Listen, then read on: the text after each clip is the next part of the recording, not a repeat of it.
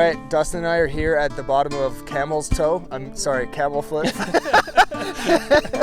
I had that one lined up. It was ready. We're gonna go up Camelsfoot Peak, and there's a fire lookout at the top. Just gonna be a couple seconds.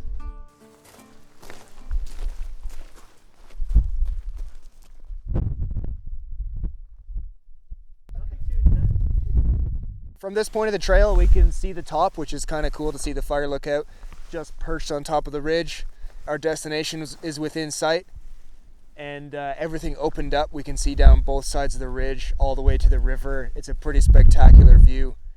Just snow-capped mountains all over the place. So the Camelsfoot is a mountain range, and the animals you could find in the Camelsfoot range are black bear, moose, mountain sheep, mountain goats, cougar, lynx, black-tailed deer, and possible grizzlies, although they are more rare.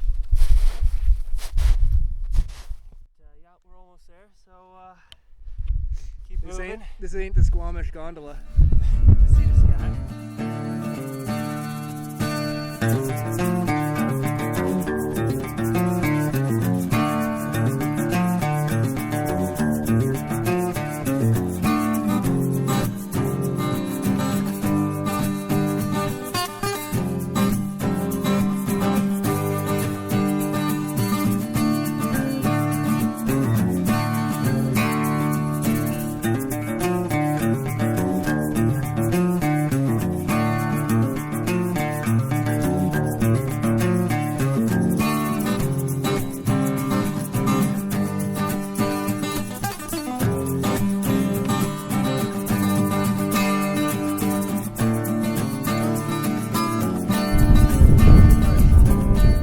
When we arrived at the lookout, saw that there was no windows and the snow inside, staying the night didn't seem so enticing, but we decided to stick it out anyway and set up the tent. Our spirits were raised by the sunshine and the incredible 360-degree panorama. Cheers.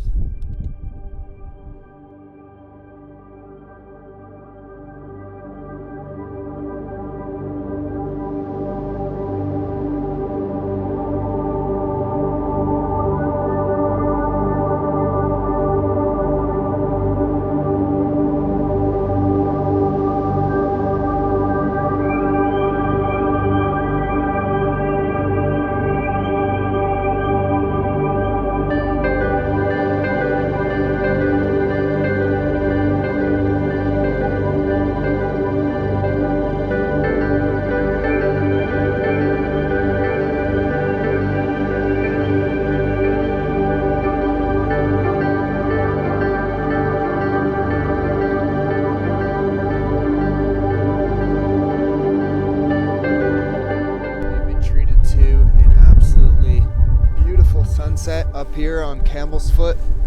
I think the wind died down, so it's just a really faint whisper of a wind. Look at how beautiful it is. There's very few clouds left, just a couple above the sunset there, and hopefully we get treated to a show in the night sky tonight. Hopefully that's what happens. Gotta say, it's like pretty much dead quiet up here.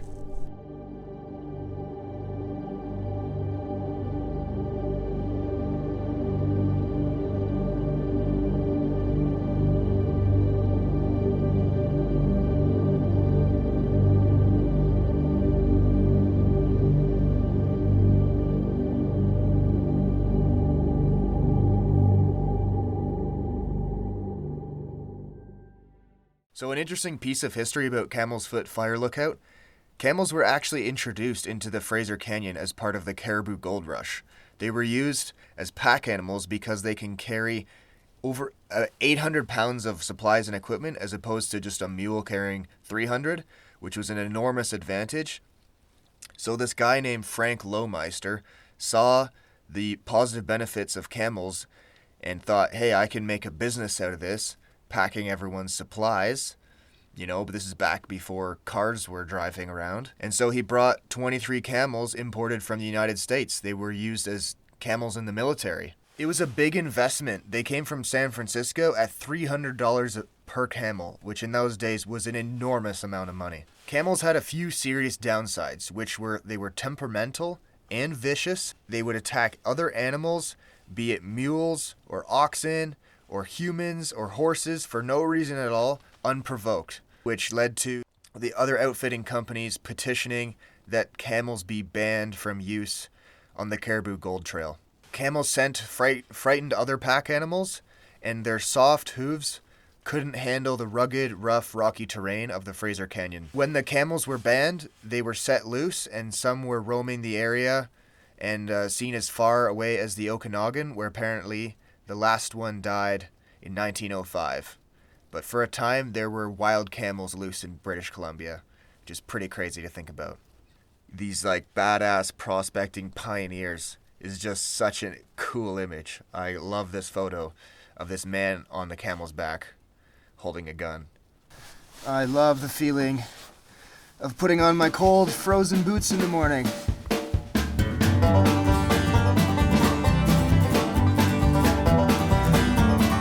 Definitely ready to leave, yeah. Definitely came a little underprepared for this. No sleeping mat. Cold. Frozen pants and some semi-dry sweatpants to make it down, so this should go well. Let's get out of this super windy, cold place.